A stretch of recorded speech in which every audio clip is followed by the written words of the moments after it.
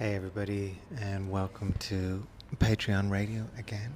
And because it's July and it's high summer, and it's a time for being external, a time for connecting with others, being with others, and being, um, I think having a sort of an externalized focus rather than the deep dives of winter where we really just explore our own relationship with ourselves.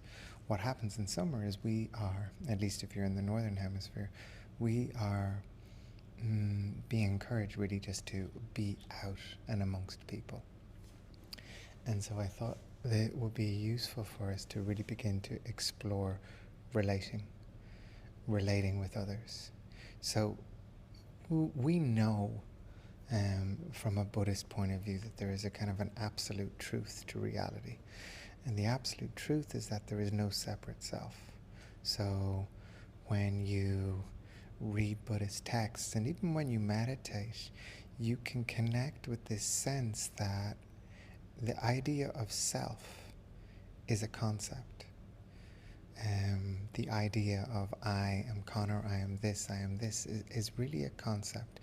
And even when we begin to look at our kind of biology, our microbiology at a cellular level, we become a new person every 7 years. We become a new organism. Our cells mutate and form a new being with every 7 years. These are the cycles of our cells. So even within your own life, to try and hold on to a separate individual self doesn't make sense. But anyway, this is what we do, and this is how we move through so much of consensus reality. When I say consensus reality, I'm really just referring to the concepts that we develop in order to kind of maintain some level of sanity. But so we know the absolute truth in a Buddhist terms is that there is no separate self. We are all interconnected. We are all coming from the same source, which is awareness. And this is our experience. We're a fragmented oneness experiencing itself. But what to do with this then? What do we do? If we know this, if we know that like you're listening to me and I'm just you, and everyone you encounter is also just somehow a fragment of you, how do we operate with this? And the way that we operate with this is we begin to own everything. And this really is the key to empowerment at a relational level, to begin to just own everything. Whenever you notice that you are creating separation or creating division, have the awareness to say, this is all about me. A prime example of this is often the kind of the drama that we get involved in, right? You know, where we start to think of someone else as this person is this way and this person is that way. And we create division. You know, especially when, you know, if someone is acting poorly or someone is treating you badly, and we create this division, you know, and we start to sort of say, well, they're doing this and that makes them a bad person. Yet what the wisdom is teaching us is to kind of begin to explore our part in all these dynamics. At what level? Like, what am I bringing to the table here? And this is difficult work because this, of course, involves like a lot of confrontation for the ego. The ego, the goal of the ego, you could say, is to establish a separate self. The goal of the ego is to create opposition, polarity. To a certain extent, you can see like how so much of the divisions in society today are the result of superego, the extended ego. I don't mean superego in the Freudian term. I just mean like super as in the superlative ego, the ego running away with itself, the ego creating division, creating hierarchy, creating systems where it becomes okay to be cruel, right? And so what we can do in our relating is attempt to break down these divisions. If we know that the ultimate reality is that there is no separation, if we know that the ultimate reality is this I that I cling to is a concept. And it's very similar. I think when we talk about concepts, like one way to kind of begin to understand this comes from this idea. It's a desktop theory of the universe. And when you look at your desktop computer, there are folders on the computer. And it's not an actual folder, right? There's a paper icon that we agree, okay, this is a folder, yet it's not a folder.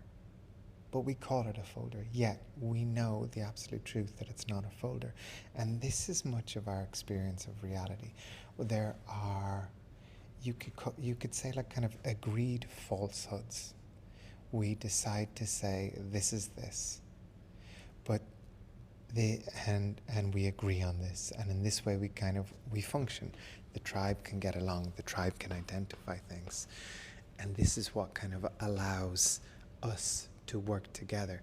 But the absolute truth is that there is no separation, and the more we can maintain this sense, the more we can kind of explore this sense, and we get to explore this sense in our relationships.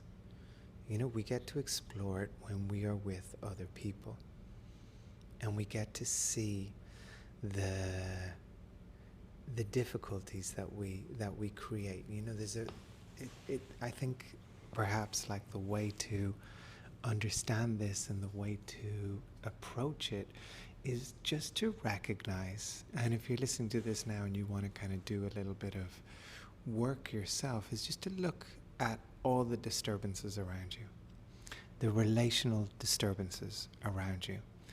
So that might be a landlady, or it might be a boss, it might be an actual partner, it might be an ex-partner, or it might be a friend, and just look at the disturbances. And in all of these situations, there's something that this person is doing that you don't like, or there's something that this person, you want this person to do, but they're not doing, and you also don't like that. So there's disturbances. And with every disturbance, we can begin to see that there is an element of projection there. Another word for projection is separation. So when somebody, an example is very simple. You see someone walk on the street and they throw litter. And immediately the ego creates a story. This person is bad, this person litters. There's another kind of consequence of this story, is that we feel good. In turn, we see the person litter, we see the person throw trash on the ground, and we go, that person is bad, but I am good. So the ego creates this division. It's always creating separation. And what we're trying to do in our relationships, to improve our relationships, is to move beyond this automatic egoic separation device. So when we see someone throw litter, instead of immediately moving towards division, we can perhaps just kind of move into reflection and go, well, have I ever done anything bad? I probably have. Maybe I haven't thrown litter, but maybe I've damaged the environment in another way. Maybe I have, through my own ignorance, put something in recycling which ended up not being a recyclable object, or something like this. If there's one thing life has taught me, is whenever I judge somebody for doing something, I always end up doing it myself. It's such a classic thing. Like I'll notice it. It'll be the typical partner thing where you come home and there's cups everywhere. And I'll feel this kind of annoyance, and my ego will create a judgment and go, oh, this person is so sloppy. Why are they leaving cups everywhere? I would never do that. And then almost immediately, 2 days later, 3 days later, I'll be reminded by someone, maybe in the workplace, maybe somewhere else, or I go home or whatever, and they'll say, hey, Connor, would you mind not leaving cups everywhere? So one thing that we can kind of establish from all our relationships is the things that we judge are often the things that we are just not aware of ourselves. So really, like, to be honest, it's just best to not really have any skin in the game. If you notice a judgment, when you notice the criticism, when you notice that kind of part of you that is creating division, the opportunity there is to immediately just go into like, okay, but what does this say about me? What can I learn here about me? And this is how we can begin to look on all our relationships as teachings, and especially the difficult relationships. You know, they say it's actually, if you're in a complicated relationship with anybody, it's quite auspicious, because there's such opportunity for learning and there's such opportunity for growth there. You know, these difficult relationships that we have, at one level, it can be very easy for us just to dismiss the person. But if we can have the courage to approach the work, and if we can have the courage to actually really just reflect on ourselves, to take it into yourself, to own that you might be part of this dance, then there's always something very valuable to learn. I quite often work with couples, and we do doing like couple sessions, and there's always a moment in a session where somebody realizes that they've completely misunderstood the dynamic, where they realize that they kind of, the thing, it hasn't been the person, it hasn't been their partner who's been the problem, it's actually them. They've created some sort of energetic block inside of them, and this in turn has created all the distress in the partner. And in these moments, what typically happens is the person can kind of come to maturity and recognize, I sowed the seeds that created this reaction in my partner. Or the other side of it is they just kind of, the ego just grows too strong, too defensive, and won't allow the truth to come through. So everything, knowing that at an absolute level, there is no separation between us, and that this life that we're living in many ways is kind of like an experiment. Imagine, say, well, I remember when I first moved to Berlin, I went to this restaurant, and this restaurant had a theme, and the theme was blindness. You went to the restaurant and you experimented with eating in darkness, and all the waiters and all the staff who worked there were blind, and they could operate perfectly in the darkness. They could operate perfectly in the restaurant. I don't think the cooks were blind, but all the wait staff were. And what was interesting is, it was part of this experience, you've voluntarily lost a sense for 3 hours, and you went to this restaurant, and you knew, okay, I can see. Typically I can see. But for 3 hours you had this experience where you couldn't. And you didn't know what was on your plate in front of you. You could only feel it through taste. As you drank your wine, you kind of, you weren't really sure, you know, you weren't really sure, like, kind of even the color of it, you know. And the whole experience, this limited experience, was kind of a gimmick that enabled you, or enabled me when you come out again, to just appreciate sight. You know, by reducing this capacity for 3 hours, you then emerge from the restaurant with a different gratitude towards your capacity to see. And this is very much our lives. Our period here on earth is just a short moment from our entire existence. And it's a short moment where we get to experience limitation. That limitation is we get to experience separateness. But at a soul level, at an absolute level, at a level that you can connect to through meditation, through psychedelics, just even through the wisdom of your heart,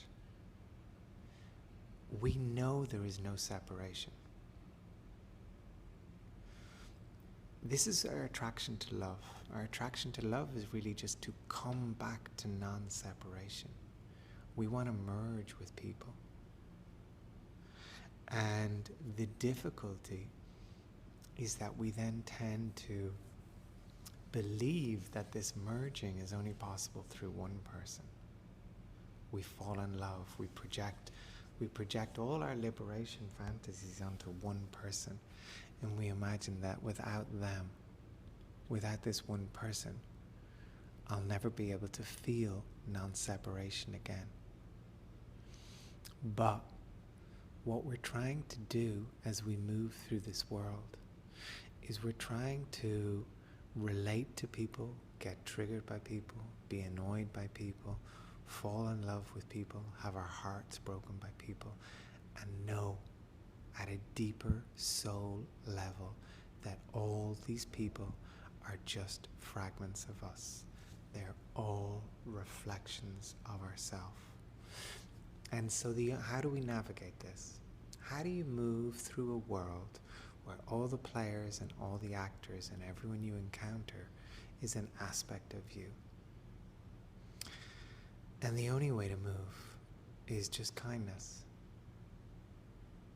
and generosity and service.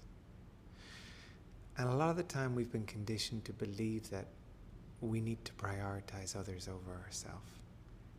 A lot of the time we've been shamed into believing that we have to sacrifice for others. And this isn't true.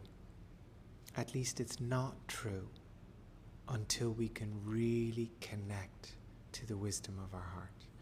And when we connect to the wisdom of our heart, we realize that yes, what we're doing is in service of other people, but it's not about prioritizing them over us. It's about being exemplary. And this is our path. This is the kind of our reason for being, our reason for relating, is to strive to be the best example of a human as a service to all other humans. And that simply means expressing your gifts. It simply means doing what you were meant to do. It requires bravery at a huge level every single day, showing up, doing the courageous thing, expressing yourself with no need for any other outcome, just the realization that you are doing your best to follow your excitement and express yourself and be an example of a courageous human being. I'm going to talk more about this as we move through the month, but when we kind of wonder about relating and other humans and what's the point of it all, and the point of it all really is just to see ourselves and the shadows of ourselves reflected back to us in absolutely everyone we encounter. And when we notice that the ego is trying to create separation, that the ego is trying to create hierarchy, division, I wouldn't do that, that person's a bad person, we come back to heart. We come back to this desire and this experiment. Is it possible to love everyone? And is it possible to feel that everyone I meet is more than my brother and my sister, but they're actually a part of me? So thank you. Love you. And see you all soon.